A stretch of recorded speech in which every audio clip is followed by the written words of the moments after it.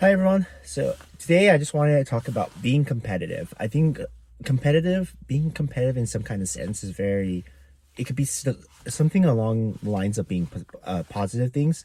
It pushes you, it makes you drive along the lines of wanting to achieve the best, and just staying like making things very, I would say, interesting when you're competitive. But when that competitiveness gets to the point of you being a sore loser, I think that's when it takes a turn of to be potentially a negative connotation in along the lines of you accept what you did wrong, what you can get better at. And of course, it's showing good sportsmanship. I think I was just watching this yesterday because I was watching the Super Bowl and I wanted the 49ers to win because of Christian McCaffrey. I really wanted him to get a Super Bowl.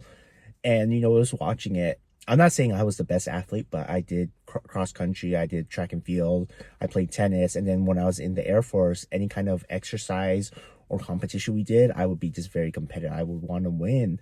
And watching these games, of course, you're with that team you're watching and you want them to win because even though you're not playing, you feel that sense of like being competitive. You'll be calling plays that they should have done. You should have said, don't do this, or you should have done that, right?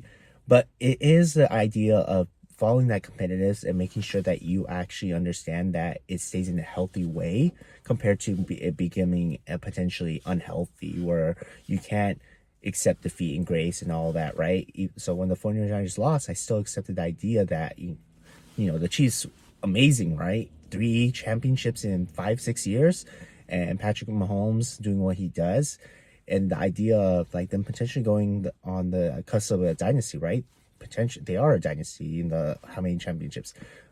Knowing you want your team to win, it was almost like the Super Bowl when the Seahawks were so close to winning and they had that opportunity and everything was going right toward that last drive and that happened. So it's just something like you have to.